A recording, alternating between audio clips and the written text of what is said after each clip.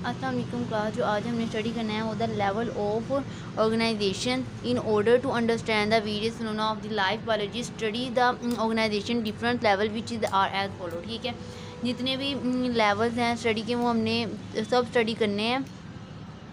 Organisation के जितने भी लेवल हैं उसमें सब एटॉमिक एंड एटॉमिक लेवल, उसके बाद आ जाता है मॉलिक्यूलर लेवल और फिर टिश्यू लेवल आ जाता है, ऑर्गेनेलीज आ जाता है, टिश्यू लेवल आ जाता है, organ and organ system level आ जाता है। ये सब हमने क्या करने हैं, स्टडी करने हैं। उसके बाद हमारे पास है जी इंडिविजुअल और पॉपुलेशन लेवल और कम्युनिटी लेवल। लास्ट पे आ जाता है बायोस्फीयर लेवल। ये तकरीबन ऑलमोस्ट 9 लेवल्स है जो हमने स्टडी करने हैं। कल हमने जो स्टडी किया था वो था मुस्लिम साइंटिस्ट और बायोलॉजी एंड कुरान, और आज हमने जो स्टडी करना है वो है द लेवल ऑफ ऑर्गेनाइजेशन सब एटॉमिक लेवल पे हमने स्टडी करना है। तो सब एटॉमिक लेवल और एटॉमिक लेवल पे क्या होता है, और जितनी भी मैटर है वो किससे मिलकर बनी हुई है, एलिमेंट से। ठीक है, और एलिमेंट है वो किससे मिलकर बने हुए हैं, एटम से। तो एटम वो सबसे छोटी थी जो डिवाइड नहीं की जा सकती। उसके बाद ए वी नोट और टर्म इन कट, मतलब कि एटम एक ऐसा पार्टिकल है जिसको हम कट आउट मजीद नहीं कर सकते। ठीक है, और ये सब एटॉमिक पार्टिकल लेवल, और जो सब एटॉमिक पार्टिकल लेवल वो इलेक्ट्रॉन, प्रोटॉन और न्यूट्रॉन है। ठीक है, तो सब एटॉमिक लेवल पे हमने अब स्टडी करना है ऑर्गेनाइजेशन को, कि इंसान की जो ऑर्गेनाइजेशन है वो कैसे हुई थी, उसको स्टेप बाय स्टेप हम स्टडी करेंगे।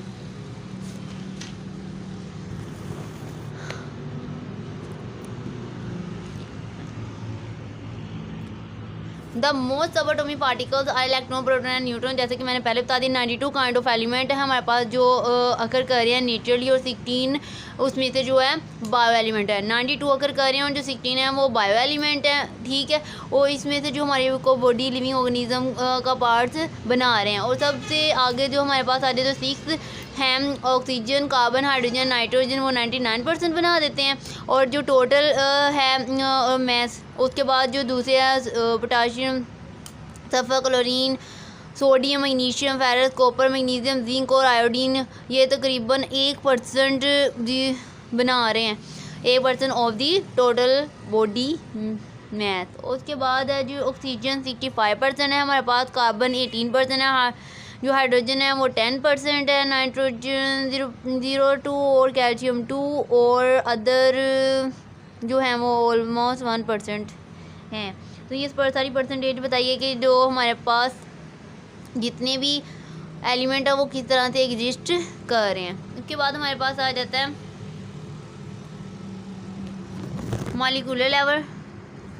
जो मॉलिक्यूलर लेवल है उसमें हमने क्या करना होता है, जो different kind of bio elements है ना वो आपस में रिएक्ट करते हैं और क्या बना देते हैं, मॉलिक्यूल बना देते हैं। क्योंकि एक एटम एग्जिस्ट अकेले करता नहीं है, वो जब एग्जिस्ट अकेले करता भी तो उसकी जो वैलेंसी है वो कंप्लीट होनी चाहिए। उसकी वैलेंसी कंप्लीट हो तो वो नोबल गैसेज कहलाती है। नोबल गैसेज किसी के साथ रिएक्ट नहीं करती। तो अब जितनी भी बाकी हैं उसमें से किसी ना किसी को इलेक्ट्रॉन चाहिए होते हैं या उसने डोनेट करने होते हैं। तो मॉलिक्यूलर लेवल वो वाला लेवल है जिसमें 2 या 2 से ज़्यादा एलिमेंट आपस में रिएक्ट करते हैं। The stable particle form such a bonding is called the molecular और दी बायो मॉलिक्यूल। अब ये देखिए कि जो ऑक्सीजन है वो अकेली ऑक्सीजन एग्जिस्ट नहीं करती, ये एक ऑक्सीजन है तो ये अकेली ऑक्सीजन एक एग्जिस्ट नहीं करती। हमने जब भी पढ़ा तो O2 पढ़ा है फॉर एग्जांपल, मतलब कि हम ये एक ऑक्सीजन को नहीं कर सकते क्योंकि वो एग्जिस्ट नहीं कर रही, वो किसी ना किसी के साथ रिएक्ट करेगी और कुछ ना कुछ ये होगा, हाइड्रोजन होगी तो हाइड्रोजन के साथ रिएक्ट करके ये बना देगी। ठीक है, तो अकेली ऑक्सीजन कभी भी एग्जिस्ट नहीं करती। तो उनको अपने आप को स्टेबल करने के लिए किसी ना किसी के साथ रिएक्ट करना होता है, ये इलेक्ट्रॉन देने होते हैं या फिर इलेक्ट्रॉन लेने होते हैं। फिर उसके बाद आ जाता है हमारे पास organism formed by enormous number of the biomolecule of 100 of the different types. कहते हैं different types of bio elements बना देती है, बायो मॉलिक्यूल्स बनाते हैं जो कंस्ट्रक्ट करते हैं और कॉम्प्लेक्सिटी स्ट्रक्चर में होते हैं। कुछ में इसमें से बायो मॉलिक्यूल्स हैं। Biomolecules are classified in macro and the micro molecules हैं। जो माइक्रो मॉलिक्यूल्स होते हैं वो छोटे होते हैं, उनका जो मॉलिक्यूलर वेट होता है वो लो होता है, जैसे ग्लूकोज और वाटर हो गया। अब मैक्रो मॉलिक्यूल आ जाते हैं, जो मैक्रो मॉलिक्यूल्स हैं उनका जो मॉलिक्यूलर वेट होता है वो क्या होता है, ज़्यादा होता है। ये देखो माइक्रो और मैक्रो, माइक्रो का मॉलिक्यूलर वेट कम होता है और मैक्रो का मालिकुलर वेट ज़्यादा होता है। माइक्रो की एग्जांपल आ जाती है ग्लूकोज और वाटर, और मैक्रो की एग्जांपल आ जाती है हमारे पास स्टार्च आ जाती है, प्रोटीन आ जाते हैं और लिपिड्स आ जाते हैं। उसके बाद हमारे पास आ जाता है organelle and the cell level. Organelle और सेल लेवल में क्या है जी, ऑर्गेनेलीज जितने भी हमारे ऑर्गेनेलीज हैं, bio elements assemble in a particle way and there form a organelles. जो बायो एलिमेंट्स है वो क्या करते हैं, इकट्ठे होते हैं ये ख़ास फॉर्म में और क्या बना देते हैं, ऑर्गेनेलीज बना देते हैं। और उसके बाद है the organelles are actually subatomic subcellular structure and when they are assembled together unit of the life in a cell are formed. Next जो हमारे पास है वो है ऑर्गेनेलीज एंड सेल लेवल। ठीक है, जो बायो एलिमेंट है वो असेंबल होती हैं और क्या बना देते हैं, ऑर्गेनेलीज। ठीक है, जो बायो एलिमेंट जो हमने पढ़े थे वो असेंबल होते हैं, इकट्ठे होते हैं और क्या बना देते हैं, ऑर्गेनेलीज। जो ऑर्गेनेलीज है एक्चुअली वो सब सेलुलर स्ट्रक्चर है, मतलब कि सेल के अंदर जो स्ट्रक्चर है ना वो सब सेलुलर स्ट्रक्चर है जो कंबाइन होते हैं। ठीक है, और unit of life cell is called form, और इसी से क्या बन जाता है, एक यूनिट ऑफ लाइफ सेल बन जाता है, जिसको हम क्या कह देते हैं, सेल। जो लाइफ का यूनिट है उसको हम क्या देते हैं, सेल। बायो एलिमेंट जो है वो असेंबल होते हैं और क्या बनाते हैं, ऑर्गेनेलीज। जो ऑर्गेनेलीज हैं ठीक है वो वर्किंग अपनी अपनी होती है, जैसे माइटोकॉन्ड्रिया हो गया, राइबोसोम्स वगैरह हो गए, ये सब सेल के अंदर प्रेजेंट होते हैं। ठीक है, तो उनको मिला के क्या बन जाता है, सेल बन जाता है। ठीक है, और अब जो डिफरेंट ऑर्गेनेलीज हैं वो क्या करती हैं, डिफरेंट फंक्शन परफॉर्म करती हैं अकॉर्डिंग टू इट्स वर्किंग। तो इसके अंदर माइटोकॉन्ड्रिया आ जाता है जो सेलुलर रिस्पायरेशन के लिए प्रेजेंट होता है, जो स्पेशलाइज, और जो हमारे पास आ जाती है राइबोसोम, क्या बनाती है, उधर प्रोटीन बना रही होती है। तो कहती in this way function of the cells are accomplished by this is the specialised structure. कहती है इसी वजह से वो स्पेशलाइज्ड स्ट्रक्चर के लिए ही काम करते हैं। और इसमें क्या होता है, it is an example of division of labour within a cell, और सेल के अंदर ये डिवीजन ऑफ लेबर हुई होती है कि किसने प्रोटीन बनानी है और किसने सेलुलर रिस्पायरेशन करनी है। ठीक है, उसके बाद हमारे पास आ जाते हैं प्रोकैरियोट। प्रोकैरियोट जो है क्या होते हैं, वो एक सिंगल सेल ही होते हैं, जो इसमें एक ही सेल होता है वो सारे फंक्शन परफॉर्म कर रहा होता है। उसके बाद हमारे पास आ जाती है फंजाई और एनिमल प्लांट वगैरह आ जाते हैं, और इसमें मल्टी सेलुलर होते हैं, और उसमें वो तकरीबन ट्रिलियन ऑफ सेल के ऊपर कंसिस्ट होते हैं। और नेक्स्ट हमारे पास आ जाता है टिश्यू लेवल। जो टिश्यू लेवल है उसमें हमने क्या स्टडी करना है कि जो डिफरेंट हमारे पास सेल है ना वो आपस में क्या करते हैं, असेंबल होते हैं और हमारे पास क्या बना देते हैं, टिश्यू। नेक्स्ट हमारे पास है वो क्या है, टिश्यू लेवल। जो टिश्यू लेवल है उसमें हमने क्या करना होता है, उसमें स्टडी ये करनी होती है कि जो डिफरेंट सेल है ना वो आपस में क्या होते हैं, ऑर्गेनाइज होते हैं और बना देते हैं एक ग्रुप, और जिसको हम कह देते हैं टिश्यू। ठीक है, और इसको हम ऐसे भी डिफाइन कर सकते हैं, tissue as a group of the similar cell, मतलब कि सिमिलर सेल हैं are specialised for the performance of a common function, मतलब कि एक ही काम को करने के लिए जो सेल हैं एक ही जगह पे इकट्ठे हो जाए, एक ही तरह के सेल एक जगह पे इकट्ठे होकर फंक्शन कर रहे हैं। तो वो कहते हैं कि जो सेल है ना वो टिश्यू के अंदर अपने भी फंक्शन परफॉर्म कर रहे होते हैं, जैसे लाइका रिस्पायरेशन और प्रोटीन सिंथेसिस हमने करवाई थी वो भी कर रहे होते हैं। कहते इसके साथ साथ जो टिश्यू ने उसे वर्क करवाना है वो भी वो उसको साथ कैरी कर रहा होता है। अब कहते हैं but it is also carries on some special process related to the function of the tissue, मतलब कि टिश्यू का जो फंक्शन है वो भी साथ परफॉर्म कर रहा है। सेल ने अपने तो फंक्शन परफॉर्म करने ही करनी है, जैसे रिस्पायरेशन उसने कहा, प्रोटीन सेंसी का, और उसके साथ साथ वो क्या कर रहा होता है कि वो टिश्यू का भी फंक्शन परफॉर्म कर रहा होता है। उसके बाद हमारे पास आ जाते हैं, कहते हैं जो प्लांट्स में डिफरेंट काइंड्स ऑफ हमारे पास टिश्यू प्रेजेंट होते हैं, और एनिमल में उसमें हमारे पास आ जाता है एपिडर्मल टिश्यू आ जाता है और ग्राउंड टिश्यू आ जाता है, ये दोनों टिश्यू हमारे पास आ जाते हैं। उसके बाद आता है animal tissue are also different types nervous tissue and there muscular tissue. जो नेक्स्ट हमारे पास टॉपिक आ जाता है वो है ऑर्गन एंड ऑर्गन सिस्टम। जो ऑर्गन और ऑर्गन सिस्टम है उसमें हमने क्या करना होता है कि डिफरेंट जो हमारे पास टिश्यू थे, जो डिफरेंट हमारे पास टिश्यू थे वो क्या करते हैं, आपस में कोलैबोरेट करते हैं और क्या बना देते हैं, एक ऑर्गन बना देते हैं। In a high multicellular organism are more than one type of tissue having the related function, उनका फंक्शन सेम ही है, आर ऑर्गेनाइज, उनको ऑर्गेनाइज किया जाता है टुगेदर एक जगह पे, and they make it is the unit is called organ. ठीक है, डिफरेंट टाइप ऑफ टिश्यू है उसको एक जगह पे इकट्ठा करना है और हमने क्या बना देना है, ऑर्गन बना देता है। कहते हैं different tissue of a organ perform there specific function, these function collectively become a function of that organ. मतलब कि जो डिफरेंट मतलब कि जो डिफरेंट वर्किंग है टिश्यू की, उसने क्या करना है, वर्किंग करनी है और एक वर्क बना देना है किसका, ऑर्गन का।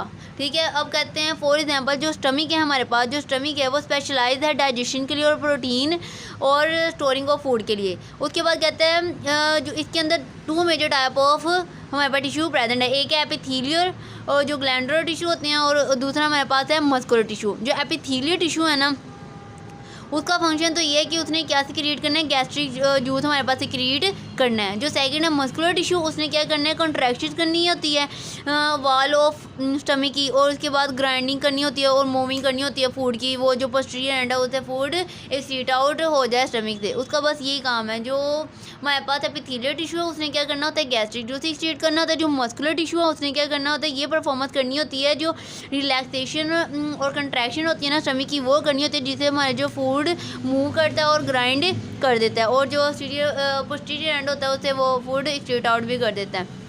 तो उसके बाद कहते हैं जो हमारे पास so the 2 tissue perform their specific function which is the collectively become the function of the stomach. 2 tissue थे जिसने अपना फंक्शन परफॉर्म किया, वो कलेक्टिवली वो क्या बन गया, फंक्शन ऑफ स्टमक बन गया। और नेक्स्ट पे आ जाता है हमारे पास ऑर्गन सिस्टम लेवल। ठीक है, अब जो डिफरेंट टिश्यू थे वो डिफरेंट टिश्यू थे वो आपस में मिले और उन्होंने एक ऑर्गन बना दिया। जो ऑर्गन ने वर्क किया, टिश्यू ने वर्क किया अपना अपना, तो वो ऑर्गन का वर्क बन गया। तो अब लास्ट पे आगे उसने क्या किया कि जो डिफरेंट ऑर्गन हैं वो आपस में मिलती हैं और एक ऑर्गन सिस्टम बना देते हैं। इसी को हम लेके चलते हैं आगे।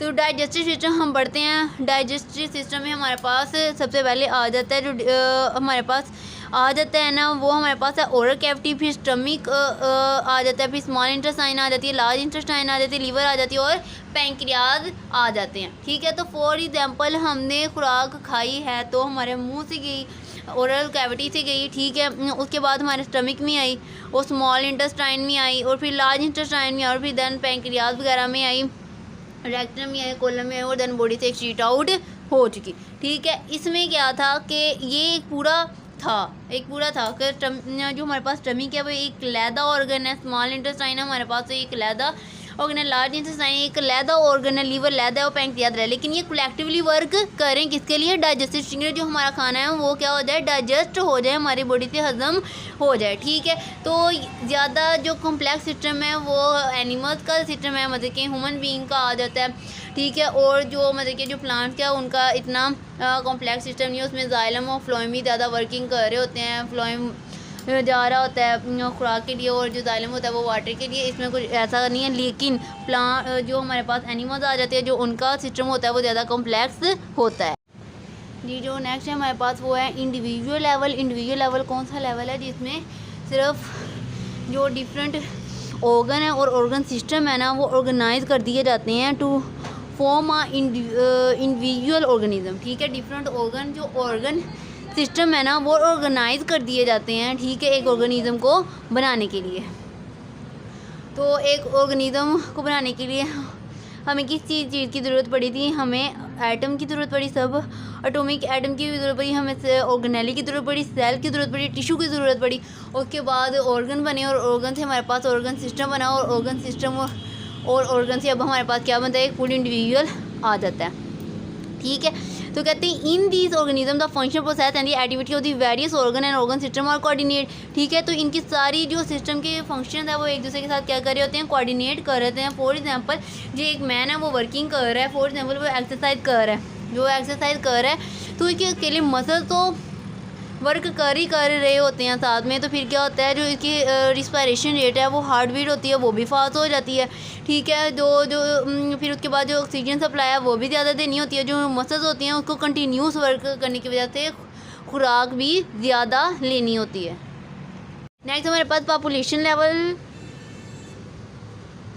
पॉपुलेशन लेवल में क्या होता है कि जो population is defined the group of organism that of the same species located in the same place in the same time. Population क्या है, ग्रुप ऑफ ऑर्गेनिज्म है जो एग्जिस्ट कर रहे हैं, ठीक है, सेम प्लेस पे और सेम टाइम पे और सेम स्पीशीज जो एग्जिस्ट कर रही होती है वो एक क्या होती है, population. For example human being इस टाइम पे एक रूम में बैठे हुए हैं, तो सारी क्या है, एक पॉपुलेशन है। तो ह्यूमन बीइंग की जो पॉपुलेशन है वो 2010 में हमारे पास कितनी थी, 173.5 मिलियन अवेलेबल थी इन पाकिस्तान में, जो ministry of population welfare government Pakistan की तरफ से थी। उसके बाद कहती हैं स्पीशी क्या है, स्पीशी वो होती है जो ग्रुप ऑफ ऑर्गेनिज्म होता है जो इस के काबिल होता है कि वो इंटरब्रीड कर सकें और प्रोड्यूस कर सकें न्यू फर्टाइल ऑफस्प्रिंग को। ठीक है, पॉपुलेशन जो स्पीशी पॉपुलेशन के अंदर जो स्पीशी होती है, ठीक है, पॉपुलेशन तो ये हो गया ना कि ऑर्गेनिज्म है सेम स्पीशी है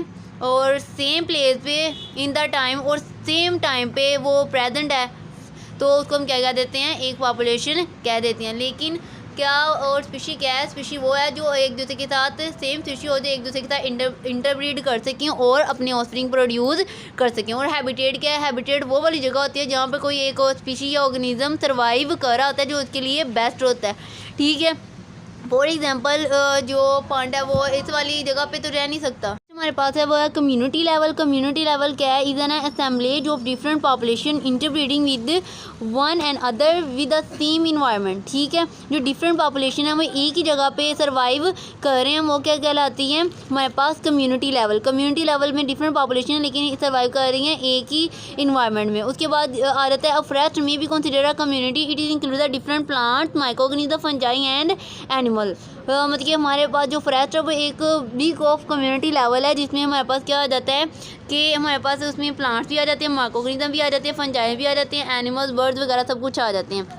और कहते हैं जो community are collection of the organism होते हैं, इसमें बहुत ज़्यादा ऑर्गेनिज्म प्रेजेंट होते हैं। कहते हैं इन विच वन पॉपुलेशन में भी इंक्रीज एंड देयर अदर में भी डिक्रीज। अगर एक पॉपुलेशन इंक्रीज हो रही है तो अदर जो दूसरी हो रही है वो डिक्रीज हो रही है। फिर कहते हैं some community are complex, forest community and there pond community etc. जो फॉरेस्ट कम्युनिटी है उसमें इतनी ज़्यादा कम्युनिटी है, इस वजह से वो कॉम्प्लेक्स होती है। उसके बाद जो सिंपल कम्युनिटी है उसमें क्या जाती है, फॉलन लोग, मतलब कि एक दरख्त गिरा हुआ है तो उसके अंदर फॉलन, उसको कहते हैं फॉलन लोग with the various population etc.